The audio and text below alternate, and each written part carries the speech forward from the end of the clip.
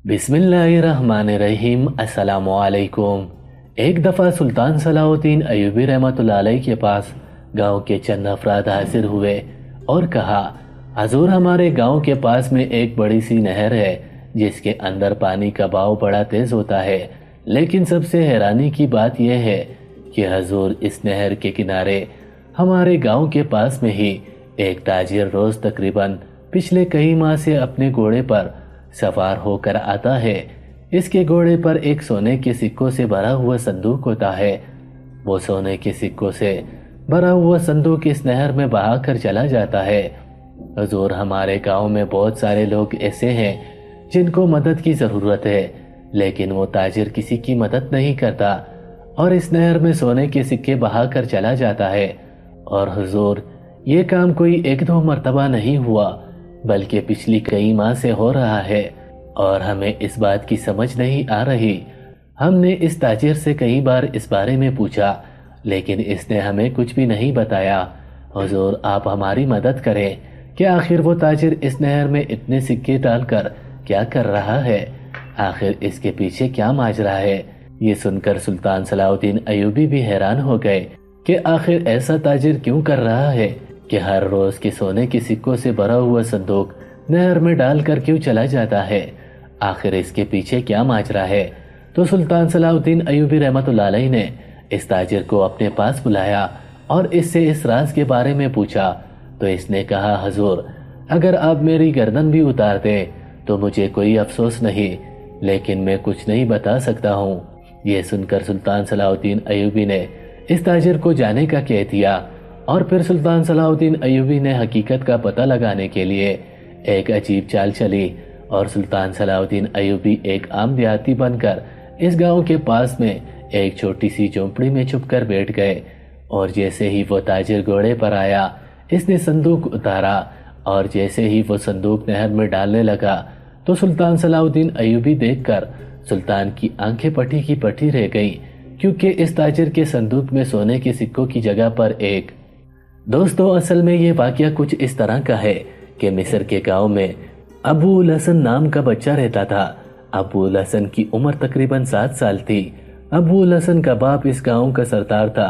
बदकिस्मती से अबू उल हसन के बाप को अबू उल हसन के 7 साल की उम्र में ही अपने हवेली के अंदर किसी ने कत्ल कर दिया। और जब इसकी माँ ने अपने नौजवान शौहर को खून में लथपथ देखा तो इसको भी दिल का दौरा पड़ा और वो भी वहां तड़प तड़प कर मर गई। और जब गांव वाले वहां पहुंचे तो अबू उल हसन के बाप और इसकी मां की लाश वहां पड़ी हुई थी। ये देखकर इस गांव में कयामत टूट पड़ी और अबू उल हसन ने जब अपने बाप और मां को खून में लथपथ देखा तो वो भी बेहोश हो गया। गांव वाले इस सरदार की बड़ी इज्जत करते थे, क्योंकि वो सरदार बहुत ही रहमदिल और नेक इंसान था और गांव की हर मुश्किल में वो सरदार मदद करता था। गांव वालों ने अबू उल हसन के बाप और इसकी बीवी की लाश को उठाया, गुस्ल दिया और बड़े ही एहसास के साथ इनको अपने गांव के कब्रिस्तान में दफन कर दिया। अबू उल हसन के बाप के मरे हुए तकरीबन 5 से 6 दिन हुए थे कि गांव वालों ने देखा अबू उल हसन का चचा अपने बेटे को, अपने भतीजे को यानी कि अबू उल हसन को बुरी तरह मार रहा है और इसके बाद इसको अपने घर से धक्के देकर निकाल दिया। जब गांव वालों ने देखा कि एक सरदार के बेटे को इसका चचा तशद्दुद का निशाना बनाकर अपने ही घर से निकाल रहा है, तो गांव वालों ने इसके चचा को कहा, ये तुम क्या कर रहे हो? तुम अपने भतीजे पर इतना जुल्म ना करो, अल्लाह से डरो। ये एक सरदार का बेटा है। जितना तुम्हारा इस जायदाद में हक है, इतना ही इसके बाप का हक था और इतना ही अबू उल हसन का हक है। तुम इसके साथ ये ज्यादती नहीं कर सकते। लेकिन इसके चचा ने कहा कि मेरा मामला है, तुम इस मामले में ना ही पढ़ो तो बेहतर होगा। गांव वाले डर गए, क्योंकि अबू उल हसन का चचा अपने भाई की जगह पर गांव का सरदार बन चुका था और लोग पहले ही अबू उल हसन के चचा को जानते थे कि वो बड़ा ही जालिम और संगदिल इंसान है। और अब इसके चचा ने एक सरदार होते हुए गांव वालों को धमकी भी दे दी थी। गांव वाले ज्यादा बोल नहीं सकते थे। जब इस बात की खबर गांव के काजी को चली तो वो फौरन दौड़ता हुआ आया। इसने अबू उल हसन को हाथ से पकड़ा और गांव के एक बड़े से दरख्त के नीचे ले गए, जहां सारे गांव वाले बैठकर गांव के मुतालिक फैसला किया करते थे। اب گاؤں والے سوچنے لگے کہ ابو الحسن کو کس کے پاس بھیجا جائے، کیونکہ اگر ابو الحسن کو ہم نے ایسے ہی چھوڑ دیا تو ابو الحسن جو کہ 7 سال کی عمر کا ہے، یہ کسی نہ کسی ایسے انسان کے ہاتھ میں لگ جائے گا جو یا تو ابو الحسن کو کسی بازار میں بیچ دے گا یا پھر اپنا غلام بنا کر رکھے گا۔ لہٰذا اب ہم ابو الحسن کے باپ کے احسان کو نہیں بھول سکتے، لہٰذا ہم ابو الحسن کو کسی ایسے گاؤں کے سلجھے آدمی کے پاس حوالے کریں گے جو ابو الحسن کی اچھی پرورش کر سکے، ابو الحسن کو وہ سہولیات، وہ چیزیں دے سکے جو ابو الحسن کو پہلے 7 سال کی عمر تک حاصل کرتا رہا، تاکہ اس کو اپنے باپ کی کمی محسوس نہ ہو۔ یہ دیکھ کر سارے گاؤں والے حیران و پریشان ہو گئے، کیونکہ اس گاؤں میں کوئی ایسا آدمی نہ تھا جو ابو الحسن کی وہ ضروریات پوری کر سکے جو اس کا باپ پوری کرتا آ رہا تھا، کیونکہ وہ ایک سردار کا بیٹا تھا اور اس کی ضروریات بھی بہت بڑی تھی۔ لیکن 7 سال کی عمر میں ابو الحسن بھی یہ بات سمجھ چکا تھا کہ اس کی زندگی بڑی مشکل ہونے والی ہے۔ ابو الحسن گاؤں والوں کی گفتگو سن رہا تھا اور ایک کونے میں بیٹا پریشانی کی حالت میں خود کو اتنا کمزور محسوس کر رہا تھا۔ سارے گاؤں والے آپس میں مشورہ کر رہے تھے کہ اب کیا کیا جائے، تو اتنے میں ایک لوہار جو کہ اسی ہی گاؤں میں رہتا تھا وہ بول اٹھا اور کہا، چھوٹا منہ اور بڑی بات، لیکن اے گاؤں والوں، تم جانتے ہو کہ میں نے بڑی ہی پسند کے ساتھ شادی کی تھی۔ میں اپنی بیوی سے بہت محبت کرتا ہوں۔ ہماری شادی کو ہوئے 10 سال ہو گئے ہیں، لیکن ابھی تک ہمیں کوئی اولاد نہیں ہوئی۔ میں اپنی بیوی کو بہت سمجھاتا ہوں کہ اللہ تعالیٰ جلد نہ صحیح دیر سے ہی ہمیں اولاد سے ضرور نوازے گا، لیکن میری بیوی بس یہی کہتی ہے کہ ہماری قسمت میں اولاد لکھی نہیں، اور اسی پریشانی کی حالت میں وہ خود کو بہت نقصان پہنچا رہی ہے اور دن بدن کمزور اور بیمار ہوتی جا رہی ہے، اور مجھے ڈر ہے کہ کہیں میری بیوی ایک دن مجھے چھوڑ کر نہ چلی جائے۔ پہلے ہی مجھے اولاد کا غم ہے، اور اب اگر میری بیوی مجھے چھوڑ کر چلی گئی تو میں تو جیتے جی مر جاؤں گا۔ تو گاؤں والوں نے کہا، تم سیدھی سیدھی بات بتاؤ، آخر کیا کہنا چاہتے ہو؟ تو اتنے میں اس لوہار نے کہا، حضور، میں ابو الحسن کو اپنا بیٹا بنا کر اپنے گھر میں لے جانا چاہتا ہوں۔ یہ سن کر سارے گاؤں والے حیرانی کے ساتھ لوہار کو دیکھنے لگے۔ تو لوہار نے کہا، میں جانتا ہوں میری اوقات نہیں کہ میں ایک سردار کے بیٹے کی پرورش کر سکوں، لیکن مجھے اپنا خون بھی بیچنا پڑا، مجھے اپنے جسم کا گوشت بھی بیچنا پڑا، تو میں بیچ کر ابو الحسن کی تمام ضروریات کو پورا کروں گا۔ تو گاؤں والوں نے کہا، ہم ابو الحسن کو اس طرح تیرے حوالے نہیں کر سکتے، ہم ابو الحسن سے پہلے پوچھیں گے کہ وہ گاؤں کے کس آدمی کے پاس رہنا پسند کرے گا۔ جب ابو الحسن سے پوچھا گیا کہ بیٹا، تم جانتے ہو کہ تیرا باپ اب اس دنیا میں نہیں رہا اور تیرا چچا نے تجھے تشدد کا نشانہ بنا کر اپنے ہی حویلی سے نکال دیا، اب تیرے پاس ایک ہی راستہ ہے کہ تم گاؤں کے کسی آدمی کے پاس چلے جاؤ، وہ تمہیں اپنا بیٹا بنا کر رکھے گا اور تم اپنی باقی کی زندگی ہم گاؤں والوں کے ساتھ ہی گزارو گے۔ تو یہ سن کر ابو الحسن نے کہا کہ خواہش تو وہ کرتا ہے جس کے پاس کچھ ہو، اب میرے پاس کیا ہے کہ میں خواہش کروں کہ میں کس کے پاس رہوں گا اور کس کے پاس نہیں رہوں گا۔ اگر تم مجھے اس وقت اگر ایک جھونپڑی میں بھی رہنے کے لیے کہہ دو تو میں خوشی خوشی رہنے کے لیے تیار ہو جاؤں گا۔ یہ سن کر گاؤں والے بڑے پریشان ہو گئے، کیونکہ ابو الحسن کی باتیں گاؤں والوں کو بہت تکلیف پہنچا رہی تھی۔ وہ جانتے تھے کہ 7 سال کی عمر کا ابو الحسن بہت تکلیف میں ہے، اتنی چھوٹی سی عمر میں وہ بہت برا وقت دیکھ رہا تھا۔ اتنے میں وہ قاضی بولا کہ میں اس بات کا فیصلہ کل کروں گا۔ گاؤں والے جانتے تھے کہ وہ ایک نام کا قاضی تھا، کیونکہ نہ ہی اس کے پاس کوئی قاضی کا عہدہ تھا اور نہ ہی اس کے پاس کوئی اتنی طاقت تھی کہ وہ قاضی ہونے کے ناطے فیصلہ کرے، بلکہ ابو الحسن کے بابا نے جب وہ زندہ تھا تو اس قاضی کو اپنی عقل مندی کی وجہ سے گاؤں کا قاضی بنا دیا تھا، اور ابو الحسن کے باپ کے کہنے پر ہی اس نے قاضی کا عہدہ سنبھالا، اور گاؤں کے جو بھی فیصلے ہوا کرتے تھے وہ قاضی ہی کرتا تھا، اور اس لیے گاؤں والے اس کو اب قاضی صاحب کہہ کر بلاتے تھے اور اس کی بڑی عزت کرتے تھے۔ قاضی صاحب نے کہا کہ اس بات کا فیصلہ کل ہوگا، کیونکہ یہ ابو الحسن کی زندگی کا سوال ہے، یہ نہ ہو قیامت والے دن ابو الحسن کا باپ میرے گربان سے پکڑ لے اور کہے کہ کیا تو نے میرے احسانوں کا بدلہ اس طرح چکایا تھا کہ تم نے میرے بیٹے کو ایک ایسے گھر میں بھیج دیا جہاں میرے بیٹے کی ضروریات پوری نہ ہو سکتی تھی، لہٰذا یہ سوچ سمجھ کر ہی فیصلہ کرنا ہوگا۔ لوہار بڑا پریشان ہوا کہ گاؤں والے کبھی بھی ابو الحسن کو میرے حوالے نہیں کریں گے، کیونکہ وہ ایک سردار کا بیٹا ہے اور میں ایک عام سا لوہار ہوں۔ لوہار اس وقت اپنے گھر چلا گیا۔ قاضی صاحب نے ابو الحسن کو اپنے ساتھ گھر لے گیا۔ گاؤں والے بھی اپنے اپنے گھر کو چلے گئے۔ لوہار جیسے ہی گھر پہنچا، اس کے چہرے پر اداسی تھی۔ دوسری طرف قاضی صاحب اپنے گھر گیا، اپنی بیوی کو کہا کہ تم جتنا بھی اچھا کھانا بنا سکتی ہو وہ بناؤ اور ابو الحسن کو کھلاؤ۔ یہ ایک رات کا ہمارے پاس مہمان ہے، لہٰذا تم اس کو اچھا سا کھانا کھلاؤ۔ قاضی کی بیوی نے بکری کے دودھ سے بنی ہوئی کھیر کھلائی اور اس کے بعد ایک شہد کا پیالہ حاضر کیا۔ قاضی کی اوقات کے مطابق ان کے لیے یہ سب سے مہنگا کھانا تھا۔ 7 سال کا ابو الحسن سارے دن کا بھوکا تھا۔ اس نے بڑے ہی شوق کے ساتھ کھانا کھایا اور پھر تھکاوٹ ہونے کی وجہ سے سو گیا۔ قاضی کی بیوی ساتھ میں بیٹھی ابو الحسن کے سر کو دبا رہی تھی اور دوسری طرف قاضی نے نماز عشاء ادا کی اور پھر نفل ادا کرنے کے بعد مصلی پر سجدہ ریز ہو گئے اور دعا مانگنے لگے، اے میرے رب، میری زندگی کا یہ سب سے بڑا مشکل فیصلہ ہے، اے میرے مالک میری مدد فرما۔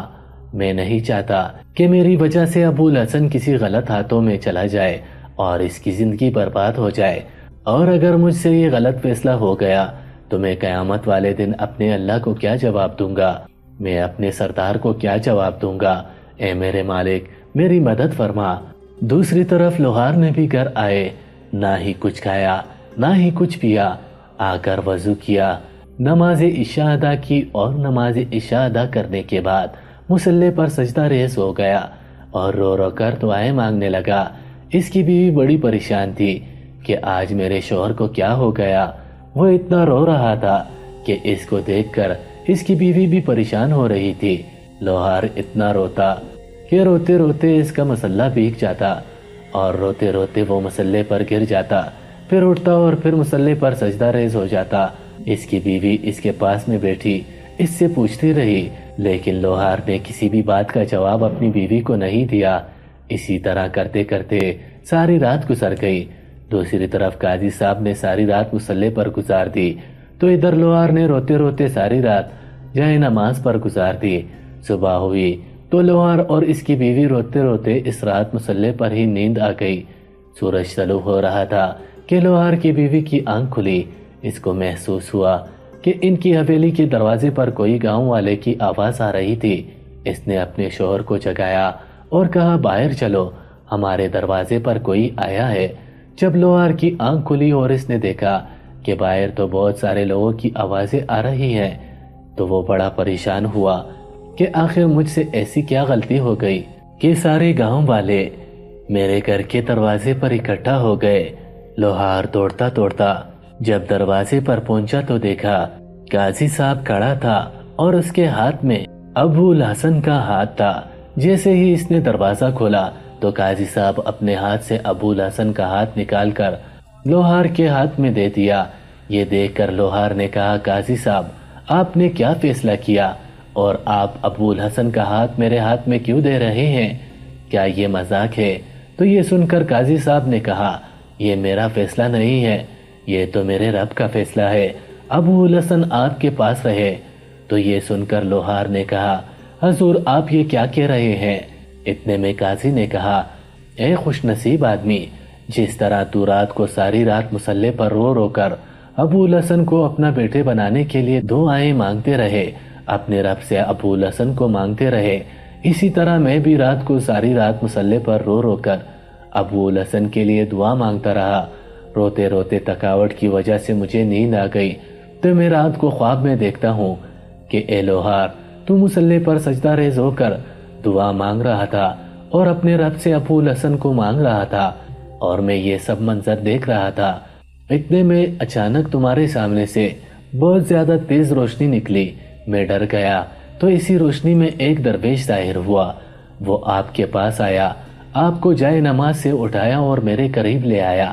میں خوف کے مارے یہ سارا منظر دیکھ رہا تھا تو اتنے میں اس درویش آدمی نے میرے ہاتھ سے ابو الحسن کا ہاتھ لیا اور آپ کے ہاتھ میں دے دیا۔ اس درویش کے چہرے سے نور نکل رہا تھا۔ اس کے ہاتھ اتنے سفید تھے کہ جیسے دودھ ہو۔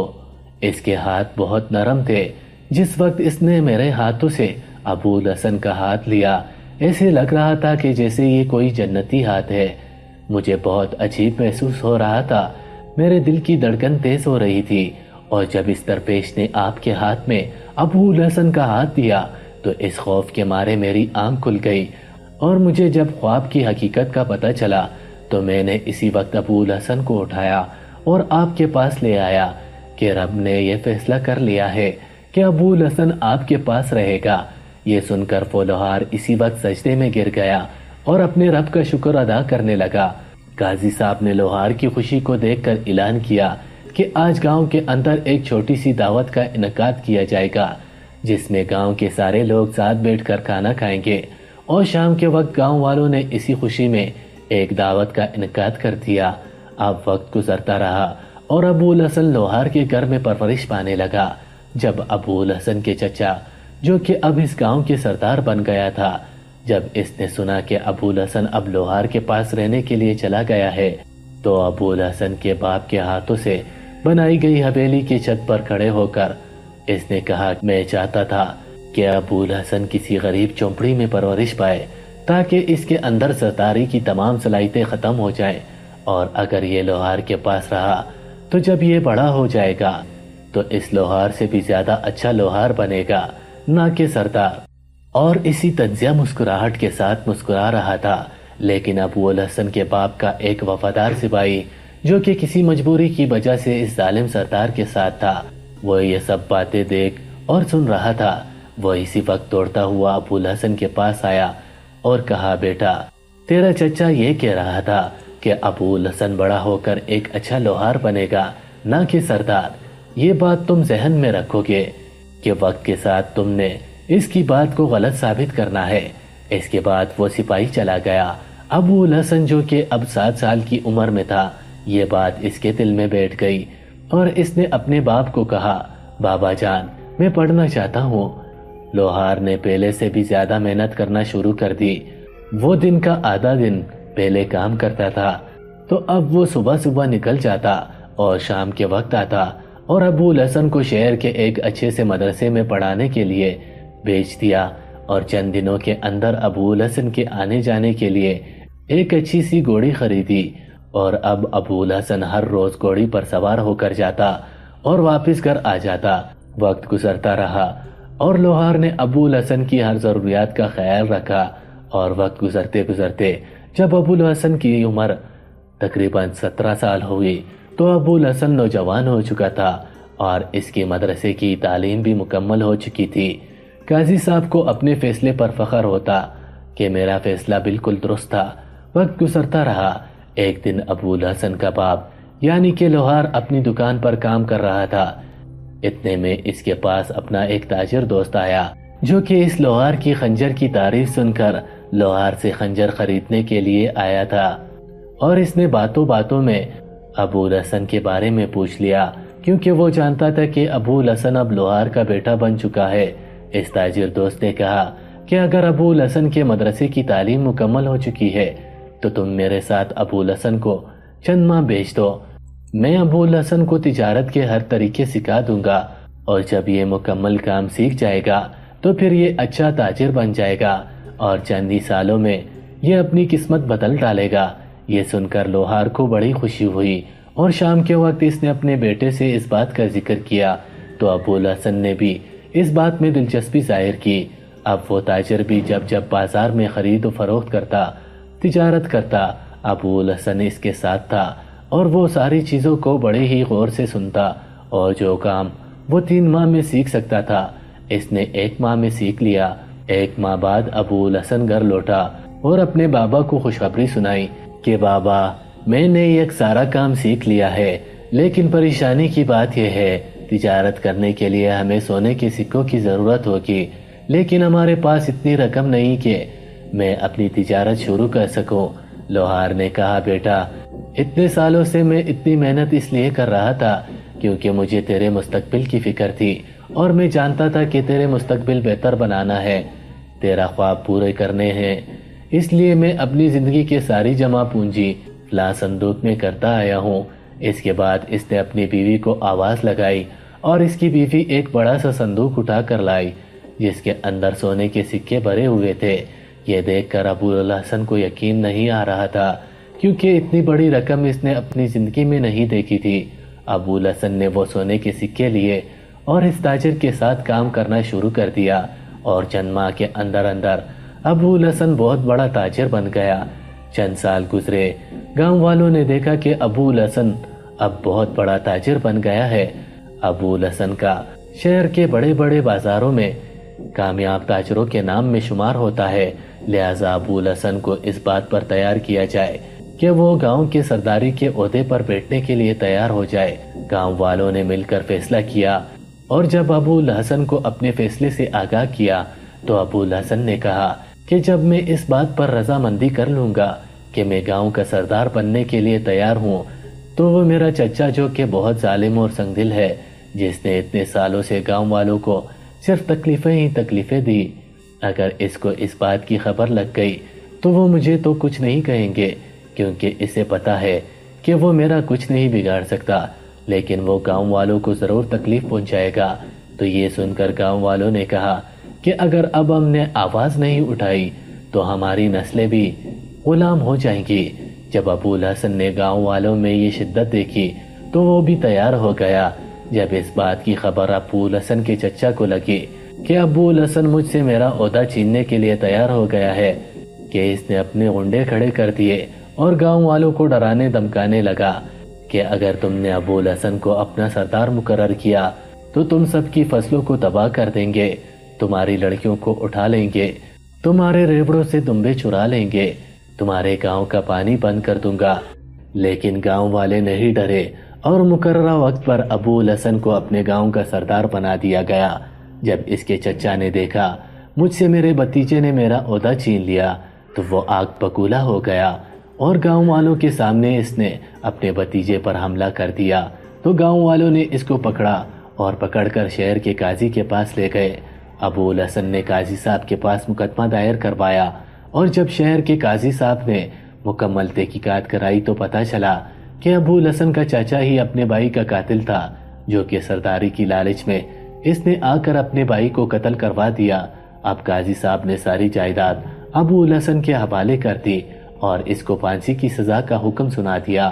ابو الحسن نے اپنی خواہش کا اظہار کیا، میرے چچا کو گاؤں کی چوراہے پر پھانسی دی جائے تاکہ گاؤں والوں کو سکون ملے کہ آج ایک ظالم کو اس کے ظلم کی وجہ سے عبرت کا نشان بنا دیا گیا۔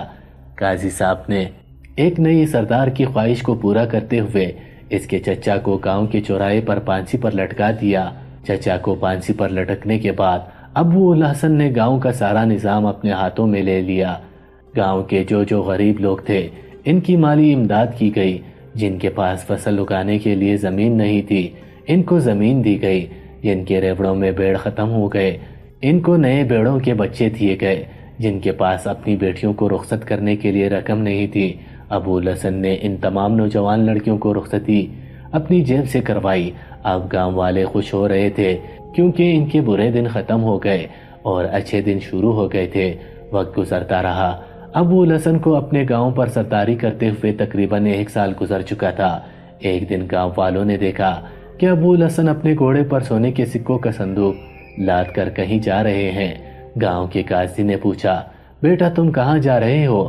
تو ابو الحسن نے سلام کیا اور بغیر کچھ بتائے وہاں سے چلا گیا۔ گھوڑے پر دوڑتا دوڑتا ابو الحسن ایک گاؤں کے قریب ایک نہر کے کنارے پر جا پہنچا۔ جب نہر کے کنارے آباد گاؤں والوں نے یہ ایک نوجوان کو اپنے گھوڑے پر دیکھا تو وہ اس کے پاس آئے اور دور سے اس کو دیکھ کر کھڑے ہو گئے، کیونکہ ابو الحسن نے اپنے گھوڑے سے سونے کے سکوں کا صندوق اتارا اور اس نہر میں سکے بہانا شروع کر دیے۔ اب سارے گاؤں والے حیران ہو گئے کہ اگر یہ نوجوان چاہتا تو ہمارے گاؤں میں بہت سے لوگ غریب ہیں، ان کی مدد کر سکتا تھا، لیکن آخر اس نوجوان نے اتنا سارے سکے نہر میں کیوں بہا دیے؟ ابو الحسن وہاں سے چلا گیا۔ گاؤں کے چند نوجوان نہر میں کودے اور کوشش کی کہ ہم بھی سکے حاصل کر لیں، لیکن پانی کا بہاؤ بہت تیز تھا۔ وہ نہر گاؤں سے گزرنے کے بعد سیدھا ایک جنگل میں گزر جاتی تھی، لہذا نوجوان باہر نکل آئے کہ کہیں آگے کوئی جنگلی جانور ہم پر حملہ نہ کر دے۔ وقت گزرتا رہا اور دوسرے دن بھی ابو الحسن نے ایسا ہی کیا۔ ایک سونے کا صندوق سکوں سے بھر کر اس نہر میں اڈیل کر چلا گیا۔ ابو الحسن کے اپنے گاؤں والے بھی حیران ہوتے اور وہ گاؤں والے جو نہر کے گاؤں کے کنارے آباد تھے وہ بھی حیران ہوتے کہ آخر یہ نوجوان ہر روز آتا ہے، سونے کے سکوں کا بھرا ہوا صندوق نہر میں ڈال کر چلا جاتا ہے، لیکن کسی کی مدد نہیں کرتا۔ آخر وجہ کیا ہے؟ اب ابو الحسن کے گاؤں والوں نے سوچا کہ قاضی صاحب کو کہتے ہیں، قاضی صاحب اس معاملے کا پتہ لگا سکتے ہیں۔ گاؤں کے درخت کے نیچے بیٹھ کر گاؤں والوں نے مشورہ کیا اور ابو الحسن کو اپنے پاس بلایا۔ ابو الحسن حاضر ہوا اور کہا، قاضی صاحب مجھے بلانے کی وجہ کیا تھی؟ تو قاضی صاحب نے کہا، بیٹا ہم جانتے ہیں کہ آج تک تو نے کوئی ایسا غلط کام نہیں کیا، لیکن پچھلے چند دنوں سے تم ہر روز سونے کے سکوں سے بھرا ہوا صندوق لے کر جاتے ہو اور فلاں گاؤں کے قریب نہر ہے، اس میں جا کر بہا دیتے ہو۔ آخر اس کے پیچھے وجہ کیا ہے؟ یہ رقم تم غریبوں پر بھی استعمال کر سکتے ہو۔ تو ابو الحسن نے کہا، قاضی صاحب کیا میں نے پہلے کبھی غریبوں کی مدد نہیں کی؟ کیا آپ بتائیں کبھی کوئی غریب بھوکا سویا ہے؟ تو قاضی صاحب کا سر جھک گیا، کیونکہ سب گاؤں والے جانتے تھے کہ کبھی ابو الحسن نے کسی بھی گاؤں کے غریب کو اکیلا نہیں چھوڑا۔ سارے گاؤں والے خاموش ہو گئے کیونکہ ابو الحسن نے کسی کو کوئی جواب نہ دیا۔ وقت گزرتا رہا، گاؤں والوں کا تجسس بڑھنے لگا، لیکن ابو الحسن نے کبھی کسی کو اپنے راز کے بارے میں نہیں بتایا۔ جب وقت گزرتا رہا، دوسری طرف وہ گاؤں والے بھی حیران ہوتے کہ ایک نوجوان ہر روز آتا ہے، سونے کے سکوں سے بھرا ہوا صندوق نہر میں اڈیل کر چلا جاتا ہے۔ آخر وجہ کیا ہے؟ آخر نہر کے اندر سکے ڈالنے کی وجہ کیا ہے؟ کسی کو کچھ سمجھ نہیں آ رہا تھا۔ جب ان گاؤں والوں نے دیکھا کہ یہ نوجوان اب اس طرح نہیں بتائے گا، تو وہ اپنا مقدمہ لے کر سلطان صلاح الدین ایوبی رحمۃ اللہ علیہ کے پاس پہنچ گئے اور سلطان کو بتایا، حضور ہمارے گاؤں فلاں پہاڑیوں کے قریب ایک نہر گزر رہی ہے، اس کے پاس میں آباد ہے، اور حضور سب سے بڑی حیرانی کی بات یہ ہے کہ ہمارے نہر کے قریب ایک نوجوان ہر روز عصر کے وقت آتا ہے، سونے کے سکوں سے بھرا ہوا صندوق اڈیل کر چلا جاتا ہے، لیکن کسی بھی غریب کی مدد نہیں کرتا۔ آخر وجہ کیا؟ حضور آپ اس نوجوان کو اپنے پاس بلائیں اور اس سے اس کے راز کے بارے میں پتہ کریں۔ سلطان صلاح الدین ایوبی رحمۃ اللہ علیہ نے جب اس نوجوان کے بارے میں پتہ لگایا تو سلطان کو معلومات ملی کہ وہ نوجوان کوئی عام انسان نہیں بلکہ بہت بڑے گاؤں کا ایک کامیاب سردار ہے، جس کی رعایا اس سے بڑی خوش ہے اور وہ گاؤں بہت ترقی یافتہ ہے۔ یہ سن کر سلطان صلاح الدین ایوبی حیران ہو گئے کہ ایک گاؤں کا سردار، پڑھا لکھا نوجوان اور ایک کامیاب تاجر ہونے کے ساتھ ساتھ ایک سردار کا بیٹا بھی ہے، آخر وہ یہ کام کیسے کر سکتا ہے؟ اس بات پہ سلطان صلاح الدین ایوبی کو بہت تجسس ہونے لگا اور سلطان صلاح الدین ایوبی رحمۃ اللہ علیہ نے حکم دیا کہ اس نوجوان سردار کو میرا پیغام پہنچایا جائے کہ وہ کل صبح میری عدالت میں حاضر ہو جائے۔ جب سلطان صلاح الدین ایوبی رحمۃ اللہ علیہ کا پیغام اس تک پہنچا تو وہ اگلی صبح سلطان صلاح الدین ایوبی رحمۃ اللہ علیہ کی عدالت میں پہنچ گیا۔ اس تجسس کے مارے ابو الحسن کے اپنے گاؤں والے بھی سلطان صلاح الدین ایوبی رحمۃ اللہ علیہ کی عدالت میں پہنچ گئے اور وہ دوسرے گاؤں والے بھی جمع ہو گئے۔ انہیں یقین تھا کہ یہ نوجوان ضرور سلطان کو اس راز کے بارے میں بتائے گا، لیکن جب سلطان صلاح الدین ایوبی رحمۃ اللہ علیہ نے ابو الحسن سے پوچھا تو اس نے کہا، حضور میری ساری دولت آپ کے لیے قربان ہے، حتیٰ کہ میری جان بھی آپ کے لیے قربان ہے، لیکن حضور یہ میرا اور میرے رب کے درمیان ایک راز ہے اور میں اس راز کے بارے میں کسی کو نہیں بتا سکتا۔ تو سلطان نے کہا، اے سردار تم جانتے ہو کہ تم ایک سردار کے بیٹے ہو اور ایک سردار ہو کر تم اس طرح کرتے رہے تو تیرے لوگ تجھ سے خفا ہو جائیں گے اور ہو سکتا ہے آنے والے وقت میں کچھ لوگ تیرے خلاف بغاوت کرنے لگ جائیں اور اس سے تیرے گاؤں میں بد امنی پھیل سکتی ہے، لہٰذا تم اس بارے میں لوگوں کو بتا دو کہ آخر اس کے پیچھے وجہ کیا ہے، تم ہر روز سونے کے سکوں سے بھرا ہوا صندوق آخر اس نہر میں کیوں ڈالتے تھے؟ اس نے کہا، حضور یہ ایک راز ہے اور میں اس کے بارے میں کسی کو نہیں بتا سکتا۔ سلطان صلاح الدین ایوبی رحمۃ اللہ علیہ سمجھ چکے تھے کہ اگر اس نوجوان کو پھانسی پر بھی چڑھا دیا جائے تو یہ کبھی نہیں بتائے گا۔ لہٰذا سلطان صلاح الدین ایوبی رحمۃ اللہ علیہ نے ابو الحسن کو بڑی ہی عزت کے ساتھ رخصت کر دیا، لیکن یہ بات سلطان کے دماغ میں بیٹھ چکی تھی کہ حضور اس کے پیچھے بہت بڑا گہرا راز ہے۔ سلطان صلاح الدین ایوبی رحمۃ اللہ علیہ نے علی بن سفیان کو اپنے پاس بلایا اور کہا، اے علی، اس راز سے پردہ اٹھانے کے لیے ہمیں ضرور حقیقت کا علم ہونا چاہیے۔ سلطان صلاح الدین ایوبی رحمۃ اللہ علیہ نے علی بن سفیان کو کہا کہ اگر اس حقیقت سے پردہ اٹھانا ہے تو ہمیں اس گاؤں میں جانا ہوگا اور اس نہر کا جا کر معائنہ کرنا ہوگا۔ علی بن سفیان نے سلطان صلاح الدین ایوبی کی ہاں میں ہاں ملایا اور سلطان صلاح الدین ایوبی اگلی صبح اس گاؤں کی طرف روانہ ہو گئے۔ اب سلطان صلاح الدین ایوبی رحمۃ اللہ علیہ نے ایک عام دیہاتی کا بیس بدلا اور اس نہر کے کنارے پہنچ گئے۔ سلطان صلاح الدین ایوبی رحمۃ اللہ علیہ نے دیکھا کہ وہ نہر بڑی تیز سے بہہ رہی تھی۔ وہ نہر اس گاؤں سے سیدھا جنگل میں گزر رہی تھی۔ سلطان صلاح الدین ایوبی جانتے تھے کہ گاؤں والے اس لیے ان سکوں کے پیچھے نہیں جاتے کیونکہ انہیں علم تھا کہ اگر ہم جنگل میں چلے جائیں گے تو کوئی کسی نہ کسی جنگلی جانور کا شکار ہو جائے گا۔ لیکن سلطان صلاح الدین ایوبی نے سوچا کہ اگر مجھے اس راز سے پردہ اٹھانے کے لیے اپنی جان کو بھی خطرے میں ڈالنا پڑا تو ضرور ڈالوں گا۔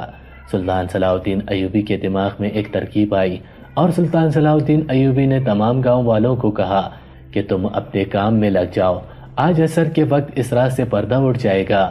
تو سلطان صلاح الدین ایوبی رحمۃ اللہ علیہ ایک نہر کے ساتھ میں بنی ہوئی چھوٹی سی جھونپڑی میں چھپ کر بیٹھ گئے۔ عصر کا وقت ہوا، وہ نوجوان اس نہر کے کنارے پہنچ گیا۔ اس نے صندوق اٹھایا اور نہر میں ڈالا اور وہاں سے چلا گیا۔ سلطان صلاح الدین ایوبی بھی ان سکوں کے ساتھ تیرتے ہوئے نہر میں چلے گئے۔ وہ نہر ایک سنسان بیابان جنگل میں سے گزرنے لگی، لیکن سلطان صلاح الدین ایوبی نے بڑی ہی مہارت سے اس نہر کو پار کر لیا۔ اس نہر کو پار کرنے کے بعد سلطان صلاح الدین ایوبی رحمۃ اللہ علیہ نے دیکھا کہ آبادی نظر آ رہی ہے۔ سلطان صلاح الدین ایوبی نہر سے نکل آئے اور نہر کنارے چلتے چلتے ایک گاؤں میں جا پہنچے، اور جب سلطان صلاح الدین ایوبی گاؤں میں پہنچے تو دیکھ کر سلطان ایوبی کے پیروں تلے زمین نکل گئی، کیونکہ سلطان صلاح الدین ایوبی رحمۃ اللہ علیہ نے دیکھا کہ وہ سارے گاؤں والے، جو کہ ایک بہت ہی خستہ حالت اور پرانے گاؤں ہے جہاں کئی سالوں سے ایسے لگ رہا تھا کہ قحط پڑا ہوا ہے، اور جب سلطان نے دیکھا وہ سارے گاؤں والے اس نہر کے آگے چال لگا کر سونے کے سکے نکال کر ایک جگہ اکٹھا کر رہے ہیں، یہ سن کر سلطان بڑا حیران ہو گیا۔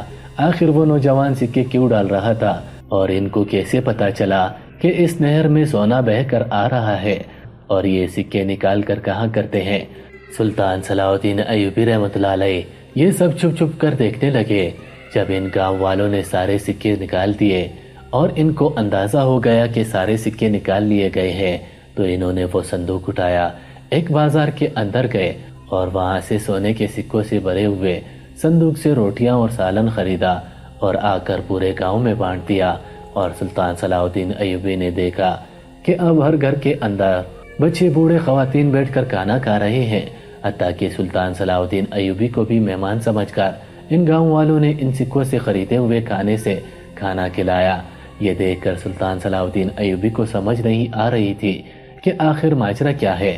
سلطان صلاح الدین ایوبی رحمۃ اللہ علیہ نے تجسس کے مارے اس گاؤں کے ایک بزرگ سے پوچھا، بابا جان، آخر یہ کیا ماجرا ہے؟ کیا آپ کے گاؤں میں کوئی لوگ کام نہیں کرتے؟ کیا آپ لوگ اپنی زندگی کا گزر بسر کس طرح کر رہے ہیں؟